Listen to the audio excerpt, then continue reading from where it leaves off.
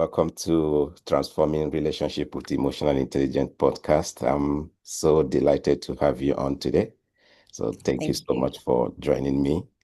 Of Would you course. mind started by please introducing yourself to my audience and viewers, maybe Sure. in terms of what you do, and also I know you have a lot of qualifications behind you. I believe our viewers would love to know some of those. Yeah, thank you for having me. I'm Dr. Gloria Esoimeme. I'm an internal medicine physician. I am a podcaster. I am a negotiator. I teach women how to negotiate. I am a keynote speaker, and I also have a PhD in health services policy and management. Wow, Um, yes.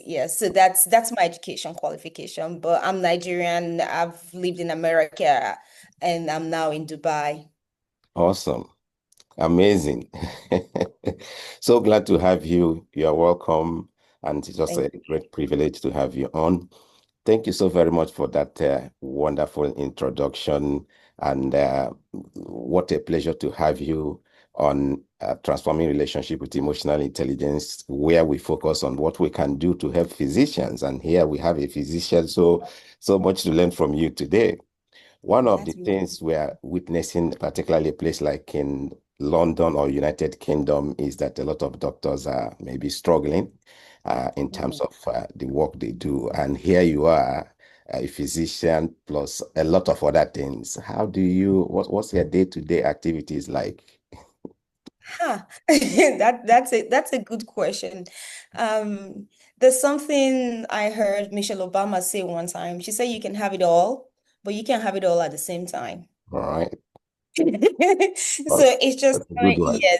yes. So it's knowing that life is in phases. Yeah. There's a phase where you're grinding, trying to create a very deep foundation. You barely have time for anything at that time.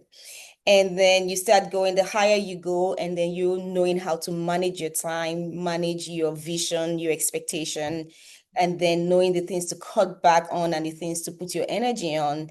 Then that, because when you're at the bottom, when you're struggling, you got to do everything. You have to grind. But as you go older in your field, as you gain more momentum, you get more financial freedom. There's some things you can say at this point, I really don't have to do this at this point. I Yeah. can pay someone to do this for me. Yeah. You asking how I had time to do it. Like, I don't clean my house. All right. It's not productive use of my time. What I make an hour, right? If I Yeah. spend an hour, 2 hours, 3 hours cleaning my home, it's not productive use of my time. So I'll pay some because what I make an hour is more than what I'll pay someone to do it. So whatever I can delegate, I delegate. Yeah. And then it gives me time for more productive work now. But before, I would clean my house and clean yours and ask you to pay me.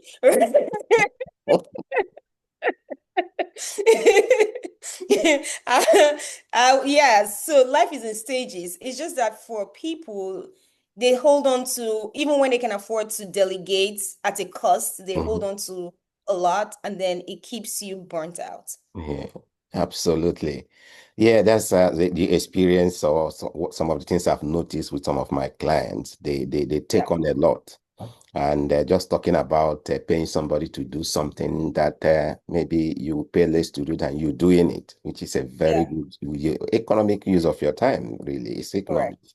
Yeah, and I think I remember reading a book, Buying Back Your Time, and it was Like by Dan focusing on Martera. how, Yeah, yes, exactly, how you can actually invest in, other people for outsourcing certain things so that you can use your time to yeah, do what only you maybe can do. The best, correct. yeah, valuable use of your time. I think that's amazing. And I see a lot of people struggling with that. First of all, some people don't have that concept. They still believe they're saving money when they are doing the cleaning. And what I tell Correct. people, yeah, you get family of five, they struggle to clean maybe a 5 bedroom house, and they won't clean it as good as the cleaner who is a professional in Well, it. if it's a family of five, the kids should be cleaning. The kids, they don't have time, they're buying back. They should be cleaning. Okay, I wish you could have some of them with you, see what it's like. That some of them they don't have that concept at all. So it's another topic for another day. Yes. Right. So in terms of the professional aspect of what you do in medicine. What is it that you do for your patients in terms of your medical career? Yeah. So in the US, when I tell people I'm an internal medicine physician, I don't have to explain that. They get it. They're like, okay, do you work in a hospital? Do you work in a clinic? Or do you do both? But when I travel the world, people, when I say I'm an internal medicine physician, they don't really get it. So what I do is I treat patients with chronic illness. I Mhm. treat patients from 18 years and above. I am not a GP. I can't Okay. do what a GP does. A GP would see the whole family. They Yeah. see the pregnant woman, they see the baby, they see the mom, Mm. they see the father, they see the grandfather. If you give me a baby, I'm just gonna carry that baby and say, "Hey, baby, I'm not. I won't. I don't. I can't treat that baby because I'm not trained to do that." Fine. Yeah. I went to medical school where we did pediatrics. We did the Yeah. whole 9 years, but I don't have extra training on how to treat children. Yeah. Um, Pregnant women, I do not know. I would not, the knowledge I would have is the knowledge I had back from medical school.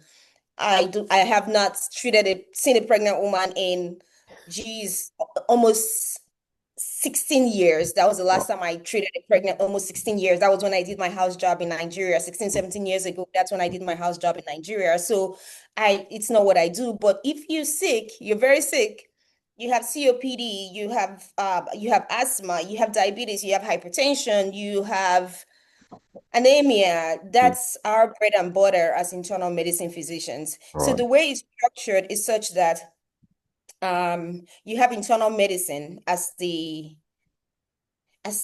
specialty. And then from internal medicine, you have all the other subspecialties spring out from it. For Yeah. example, you have internal medicine, then you have cardiology. So before you become a cardiologist in the US, Yeah. you have to do internal medicine. Right. If you have to be a gastroenterologist, then you do internal medicine. If you're going to be an oncologist, you do internal medicine. If you're going to be an endocrinologist, you do internal medicine. So you do the 3 years of internal medicine training, and then you do the subspecialist training on top of that. Right. Wow. That's a lot of qualification, or maybe process in terms of qualification Yeah, but you do internal medicine, and then you can choose one of those. You for don't those two. do, yes. And I think in Nigeria it's structured differently. I think you do, I can't remember anymore. It's Yeah. been yeah, you do I think you do 3 years, and then you do 2 years of subspecialist training in Nigeria. But we don't have internal medicine doctors in Nigeria. I think that if you're at that level, I think it's like the UK style. It's Yeah. different from America. Right. Yeah. In some of these professions, they differ in different countries. Something like I was Right. listening to maybe one of your recent podcasts with a lady, a lawyer in Dubai. Yes, She was, yeah, she, correct. yeah. So she was talking about the difference between how law is classified here in the UK. She trained here, but she's also in Dubai. Correct. Yeah, and then Correct. In Nigeria, if you're a lawyer, you're a lawyer for everything. Here is you choose Correct. you're a barrister or a solicitor, which mean Correct. different things, yeah. So maybe That's medicine, right. if they may have that in Nigeria. If you're a Yes, doctor. yes, it's all it's structured differently, but at the same time, the human body is the same. Same. It's, it's not whether in America, UK, in Nigeria. That's true. Right. So, what have you experienced in terms of your colleagues that struggle with maybe putting it all together, or this max exit of doctors, particularly here Yeah. in UK, and also I have contact with some American doctors. So I see there's a lot of them also are struggling in terms of balancing their day and putting it all together. And some of them are thinking of going to do something different. Have you observed something like that within your environment? It's people talk about it in the US that, Mhm. oh, we're gonna leave, we need to find something else. But I think they do it more in the UK Correct. because yes, they do it more. There's this, I think it starts from the training. Okay. When we're in training as doctors, they expect you to take on a lot. The more you take on, then the more it feels like you're doing the job. Yeah. The person who The person who stays back when you get to your clinical rotation, the student who is there all the time, doesn't take time off, is seen as, oh, that's a really good student. He's always here. He goes to class, he comes back, he's in the hospital, he's making sure he sees every case, which is good because you're in training. But at the same time, it's that point where you're teaching people how not to have work-life balance. You know? There, yeah, so there, and so people finish training and then they continue working and then they just feel like, okay, I'm a doctor, I'm saving lives, I need to do all of these. But at the end of the day, if you're not at your best, you can't give your best, and you can't Absolutely. give your best to your patients. Yeah. So being able to create that balance of not taking on too much, and Hmm. it comes from taking on too much. Even sometimes when you want to offload, it's hard because you have all these requirements you have to meet. Yeah. The patients are pulling from you. You have to spend this amount of time with them, and then the people who employ you, they're also telling you, hey, you have to see this number of patients for us to get a balance because Yeah. it's a business at the end of the day. Absolutely. And then after that, then they're like, oh, the regulations, CMS, Center for Medicare and Medicaid Hmm. Kid in the US, and they would say for you to bill, you have to meet certain requirements. So you're Uh-huh. okay, I need to do that. Then Mhm. the EHR has things that, oh, there are all these quality measures I have to meet. Then you have to write your notes. It has to be there at a certain time. Yeah. And we have only 24 hours in a day. So it Absolutely. becomes tough. So it's almost normal for physicians to finish at work and then they're taking work back home, or you stay back till you get it done. And Yeah. then sometimes when you don't get it done because it's a lot, then you just still have that mental torture, that Yeah. mental torment. Oh, I still have 3 notes I have to write. Some will say I have 20 something notes I have to write. So it's Yeah. a lot. Yeah. I Absolutely. think it's just how the system is designed and Mhm. how doctors are trained. They train you, they groom you for you to take on too much, and then you start taking on a lot, Yeah. but there's only so much the human body can take. Yeah. So are there people who are doing well under the same system? Because that's what I've experienced. What's the difference between people who seem to be managing it well and people who are Yeah, struggling? Because in the same system, with the same volume of work or yeah, workload, I see that yeah, there are some people that's living their best life, whereas others are maybe struggling. So I'm thinking, could there be something that some of these people have learned, which is part of mhm, maybe some of the yeah. skills we teach? That maybe others have not maybe learned, which is making them struggle. There are multiple factors. Right. Sometimes just innate. Some people are more efficient than others. It's Hmm. just what it is. Hmm. And then some people have more support at Okay. home. Right. Um, I'll tell you this. So when we were in residency, Yeah. we would have the male residents, their wives are cooking their meals and Hmm. give them doing their laundry. Hmm. And then it was one of my attendants who used to say, we'd be like, man, I need a wife. Like, I need a wife who can, because the same job these men are doing, I'm doing it, but they have wives who would pack their lunch, do their laundry, Yeah. make life easier. And then so my point is, if you have support, so it's hard for you to finish at work, then you go home, you're making breakfast, lunch, and dinner. You're Hmm. taking your kids to school. You're doing the groceries. You're doing the laundry. And there's this huge demand for your time. So if you don't have that support at home, if either you have a supportive spouse or you've been able to create a system, then it's Hmm. then it would be very stressful. Hmm. So some people just know how to be efficient, and then some people have support. Then those who know how to be efficient and they have support, then their lives are relatively less stressful. Then those who do not have support and they're not efficient, then burnout is almost inevitable. Yeah. That makes a lot of sense.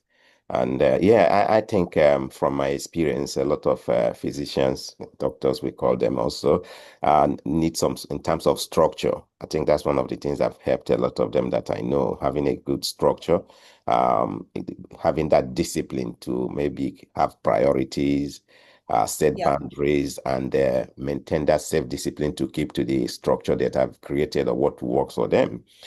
yeah, They can't do it. You can't do everything. You can't do all the things at work. And some of them have social life also, and also the yeah. community life. Some of them are involved in their faith communities, very active in their Correct. faith communities. So, and all of those things demand their time. And Right. being being that wherever doctors are, they are responsible. So any community they are in, they are easily They assigned pull roles. in from them. Exactly. Correct. They're easily assigned roles. So, and if you have this also have this fear of missing out, then you want to be in a lot of those things, and you see that by the end of the day, you are struggling to make things happen. Now, you talked a bit Right. about the system. Is there anything being done maybe in any of these systems to make life easier? Because definitely doctors are the leaders or the people who have designed the system the way it is, they must have noticed how the doctors are struggling. Have you noticed anything being done to support doctors, maybe through the improvement of the system? So when I talk about systems, Mm. it's not, I wasn't talking about the organizational system. I was talking about your personal system, you Okay. creating a system for yourself. Yeah. However, like the hospital where I work, I Hmm. still have my contract with them. I still work with them, even though I'm not there. I go back and forth to work there. Yeah. They have they have like a mental health of the hospital where doctors can, or not just the doctors, the staff in Yeah. the hospital, if you're going through stress, you can go talk to a therapist. They have that. But trying to help you with your uh, you I don't, no one's helping you write your notes, no one's helping you see your patients. If you're struggling, they will talk to you and try to see how they can support you, maybe find a mentor. But Right. when you're practicing as a full-grown independent Mm. physician, no one's holding your hand. Right. You're the one holding every other person's hand. So not there might be like, therapists you can talk to, Mm. but that's when you're having like full when you're having Mhm. it's becoming very difficult, and maybe you're having other crises in Mhm. life, but Mhm. just that you show up at work to see your patients and write your notes, you're like, hey, I need someone to help me with that. It would be like, okay, so what was your training about? Wow, that's interesting.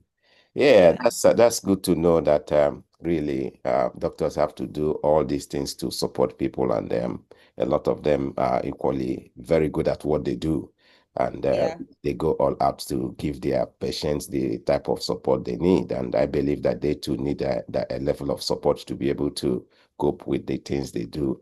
And yeah, also, I think personal development is a great one to help in this particular area. of um, course. of those courses I created, Harmony System is about balancing work and life in the sense Wow. that, first of all, making sure that people love what they do, and then Hmm. also looking at priorities. And then Right. also, when we talk work-life balance, which I know you talk a lot about, sometimes people don't know what it means for them. This is something Correct. maybe you may want to speak to a little bit, because work-life balance is not the same for everyone. Or, No, it's not. yeah, maybe what will be balanced for you may not necessarily be for me. Even though I don't use it, I don't prefer to put it in that term. I prefer to use it as a work-life harmony, putting things Ah, together in your life, as opposed yeah, to there's no dichotomy between work and life, because I believe that work is part of life. So, but correct. in terms of um, focusing on what really matters to people in life, Yeah. is there anything you can tell maybe other physicians that can help, that may would have helped you as an individual? Sometimes we have to know ourselves. Yeah. You need to, yeah, you need, physician heal thyself. You need to know yourself. You need to know what's important to you. All right. So maybe that's when it becomes, if you can't really sit down and say what's important to me, maybe you need to talk to someone who can sit with you and then help you tease out the things that are most important, and then you can create structure from there. It's hard to tell anyone what work-life balance is for them. I know what my work-life balance was. And I knew how to get the balance that I needed. There were times when there was no work-life balance Mm. because I was in the PhD program. I was studying for my US medical board exams. I did my medical school in Nigeria. I Mhm. was doing my PhD program, studying for my medical board exams, and still just living life. So I didn't expect to have balance. However, however, I knew, okay, this wasn't going to be forever. Well, that phase passed. I got into residency. First year of residency, there was no work-life balance Mhm. because you're still trying to learn everything. There were days there were days we worked, you working 16 hours is nothing. There were days you worked 24 hours. You get to work, you're there till the next day, and then you continue. There were days you just kept working. Then after residency, I don't like to work nights. So after residency, I took on a job and I realized that I had to work it. I didn't look at the contracts that Mm. it included nights. Right. Oh, so when I'm like, okay, 1 or 2 nights. I'm like, okay, I can do 1 or 2 nights in a month. Then it got to another month. I think it was like four. I'm like, no, I can't do this because I knew that was not for me. And Right. I'd gotten to a stage in my career Mm. where I had more flexibility, where I can say, I don't want to do this anymore. Right. I can take something, another job. I may take on another job for less money, or I can find out how I can make it work for me. But at the same time, I had that. There are times when people are still in a phase where when you're in training, you don't have that flexibility of saying, okay, I don't want to do this. But I think in the UK, the Yeah. doctors in the UK, they have more flexibility in training than you have in America. Right. Because I know some people can stop their program midway, take a Hmm. break, mental health break, and then come back. Yeah. It's yes. Hmm. And so just being able to, there's always a trade-off Yeah. for you to get that balance. Because balance is, you have to move things around until it gets to a place where you feel more balanced. So there's always a trade-off, especially when you are independent, you're no Hmm. longer in training. If you feel really stressed, you can try to negotiate. Can I work 3 days a week? Can I work 2 days a week until you get that balance? Or can I see less patients for less income? There's always that trade-off. So Yeah. it's to find out that balance. Or you can also see someone who is very efficient, and then you can ask them what systems, how they create the balance in their life at work. So there are a few things you can do. But Right. for me, I knew the kind of life I wanted to live. Mm. So when I was doing nights, I knew that was not for me. I moved on to something different. And then I moved because I move fast. I Right. learn, and then it's no longer challenging. I move on to the next thing. Yeah. But the last time I had my full-time job with my hospital, my hospital, I was working in the clinic. I was able to negotiate working 3 days a week. It was Yeah. still the full salary, full pay, all my benefits. However, Mm. there's always a trade-off. Yeah. Those 3 days, I'm working. Yeah. You can call me. I'm working. Like it's boom, boom, boom, boom, boom, boom, boom. Then I get to work in the morning. I don't stop. I don't even have lunch. Even if I'm having lunch, is I'm typing my notes and then I'm eating because I know, okay, I can, for me, my balance would be I work very hard 3 days a It's week we. and then I Yeah. have 4 days The- off. Yeah.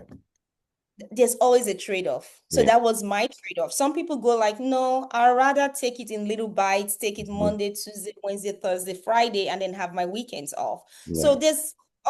there's no free lunch anywhere in the world. We gotta work at some point. Absolutely. Wow. Dr. Gloria, all the things you're saying here, I think they tend towards personal, the way you have developed yourself. Yeah, I can confidently, listening to you these few minutes, I can confidently say you are emotionally intelligent in the I sense that try. you are self-aware, you know what you want. You know Yeah, yourself. You say you don't want night, and then when it yeah, came up, you knew that this is not for me. That's the type correct. of things we are trying to let people know that as much as the system may be as it is, a lot of Yeah, things you can enjoy a better life by improving yourself, just like the level of self-awareness you have, the confidence, to say, okay, I'm going to do this, I'm going to do this. The dedication to say, okay, if I'm going to work 3 days, I give it to 3 days. You're happy with it. You have made that decision. You're happy with it. You're not running to anybody to say this 3 days is killing me, or no, Oh no. those are three I days. was, you know what, when I was doing the 3 days, I was working more. Yeah. Before, when they have so many patients in my schedule, I'm like, I don't know if you get, now I'm like, bring it on. Because I didn't want them to take you 3 days. Right. Absolutely. Yeah. Yeah. I love that. Now, you said something very important also, which takes me to the next thing I would like you to tell us about maybe a podcast which deals with negotiation, because I think that's a very great skill.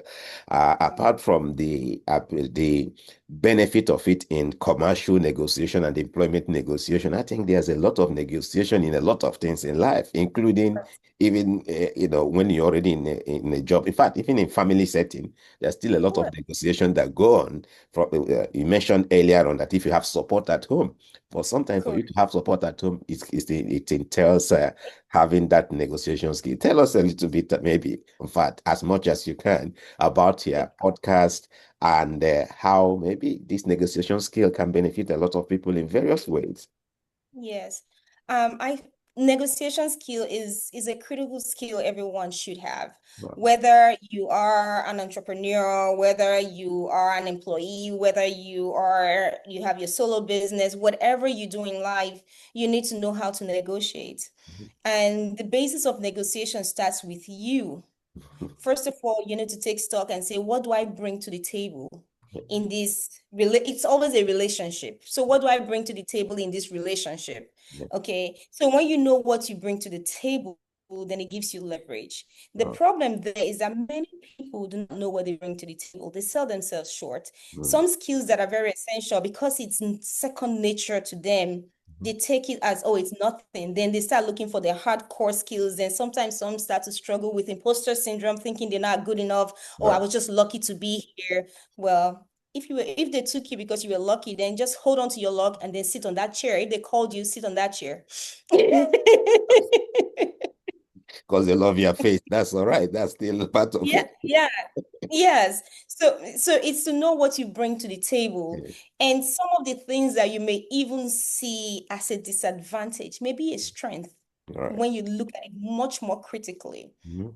It may be the thing that makes you stand out. Yeah. It will be the thing that make them recognize you. Let's give an example. Let's say you work in a place and you're the only Black person. Right. Everyone knows you. That gives you visibility. You don't have to pay for that. Everyone knows you. So it's not like, how do I capitalize on this visibility that I have? So Awesome. if you're in a meeting and you speak, you're not going to be like every other person. You'll be like, oh, it was a Black girl who said, I was a Black man who said, I was a Yeah. Black woman who said that. Yeah. That's easy visibility that you can capitalize on. There's always something you bring to the table. There's always strengths you have that you do not realize is strength that you can take for granted. So that's where it starts from. All right. Just know. And then another thing is when it comes to negotiation, it's not, no matter how good you are, you're not going to win all the time. All right. And you're not trying to cheat the other person. Mm-hmm. It's a win-win Win. situation. The All right. best negotiations that would happen is that you walk away, you're happy, the other person walks away, they're happy. You don't want to negotiate with let's take the position of an employee now. Mm-hmm. You don't want to negotiate a salary and then they give you that salary.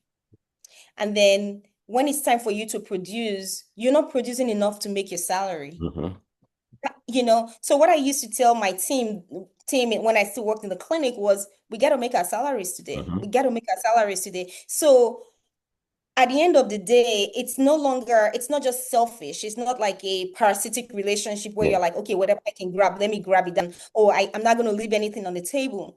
If you're not going to leave anything on the table, then be ready to give everything. Be ready to Mm-hmm. put stuff back on the table that supersedes that which you're giving. Yeah. That's where value is added. So knowing your value, what you bring, and then adding that value to where you are. Yeah. Because when you add that value, when you go to negotiate, your value is clear. You can articulate your value. This is what I bring to the table with regards to this thing that I'm asking. And these are the things I have done. I have proven myself that this is what I can bring to the table. You can see it. Then when you're asking for stuff, even if they don't give you exactly what you need, if you have a good boss, even Mm-hmm. if they don't give you exactly what you need, they would give you something. They would listen to you. They may give you a promise. Mm-hmm. Even if they don't have it to give to you, then they may give Right. you a promise. Yeah. So if anybody wants to hold on to two things strongly about negotiation is know what you bring to the table. Even Mm-hmm. some things that may not be seen as obvious strengths might Mm-hmm. actually be strengths. Then number two is be ready to make it a win-win Right. relationship when you are negotiating. You're not just going there to take advantage of people. Mm. No. Yeah. Awesome. Yeah, know what you bring to the table. That's amazing. Yeah, because a lot of times people don't know what they bring to the table, what you have. And again, Correct. yeah, how you have invested in yourself and that you have a level of confidence of what you're coming with, which is, I think, very important. A lot of people or some people don't have that scale, which is, again, uh, uh, tends towards self-awareness. Yeah. Then the biggest challenge amongst the things you have said here in the two is that mentality, because a lot of times people think negotiation is a win and lose.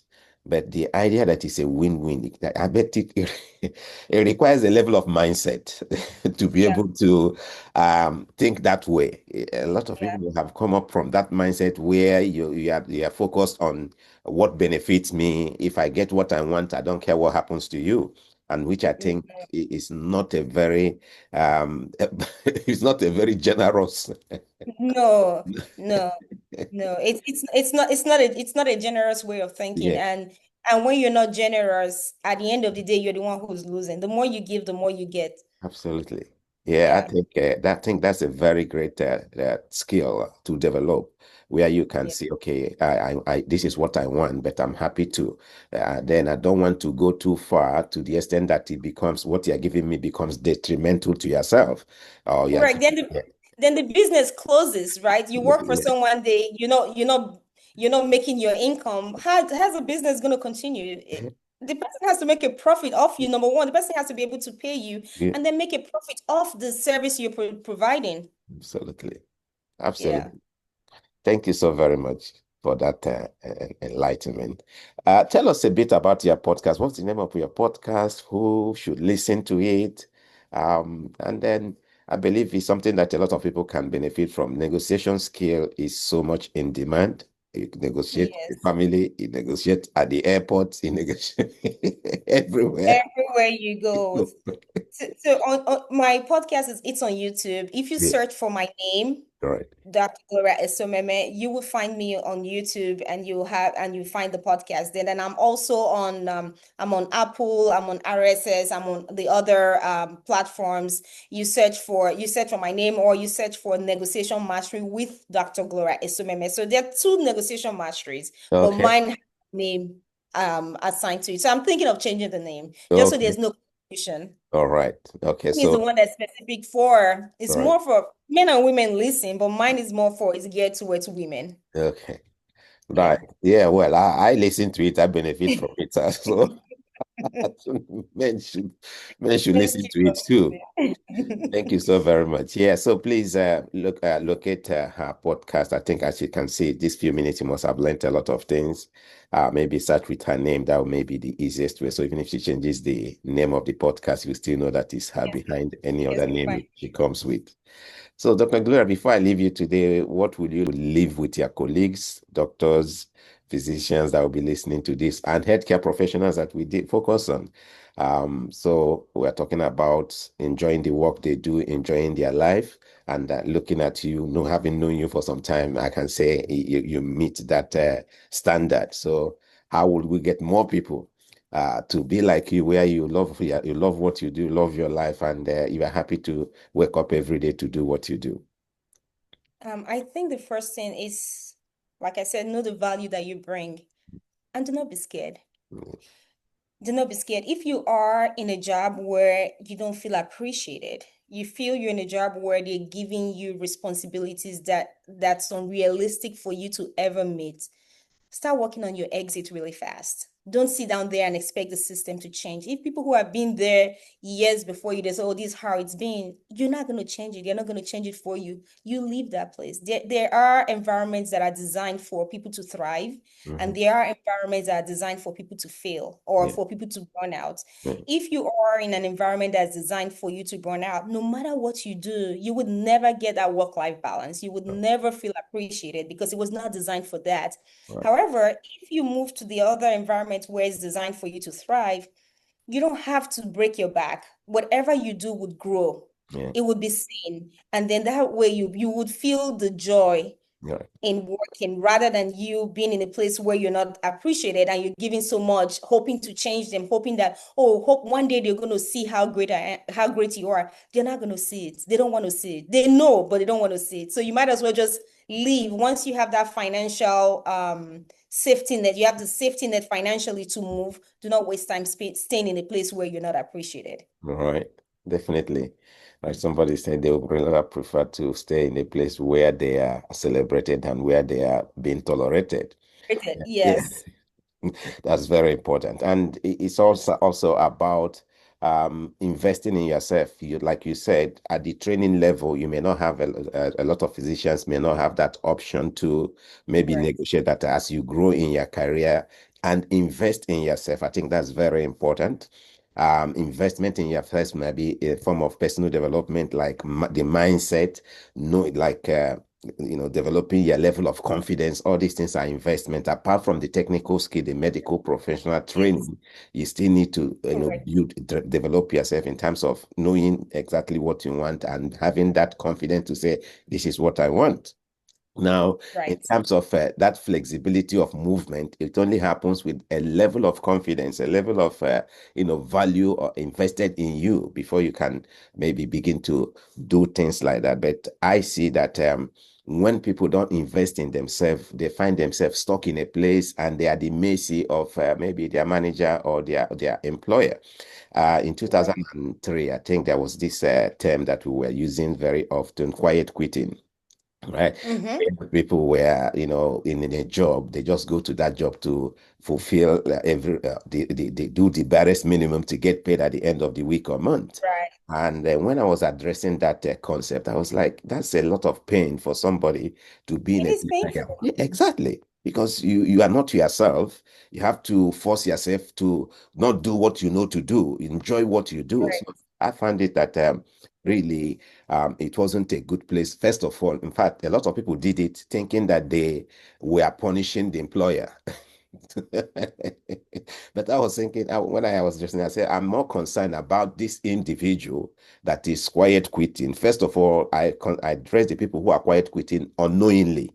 Right? There are people Mm, that have become their lifestyle. They just do this thing, go there, do this barest minimum, get paid, and that's their lifestyle. I said, first of all, that's a challenge because if you're not aware that you're quiet quitting, you may not make any effort to live a better life. And then if you're correct. consciously quiet quitting, that's equally a punishment for yourself because why would I Correct. pretend I won't give in my best? I go to work. You know the torture when you have to get ready, you're like, oh my God, I'm going to work again. Just that anxiety you have going in there, that's just too much.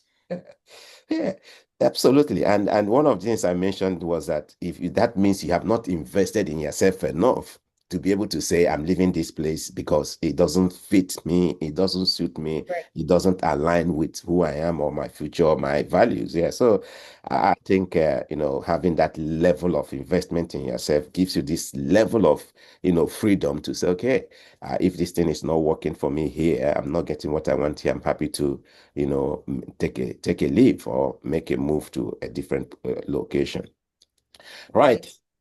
Anything in closing for our wonderful and beautiful audience? I know I've asked you closing questions a few times now, but just Right. anything I I'll haven't tell touched on. I'll tell your audience the same thing. How I close with my audience, Right. and I truly believe it when I say it. I Yeah. believe everyone has the potential to be great, Thank you. so they should go That's why I do for it. what I do. Yes. I wouldn't be doing this, but I wouldn't be doing this if I didn't believe that.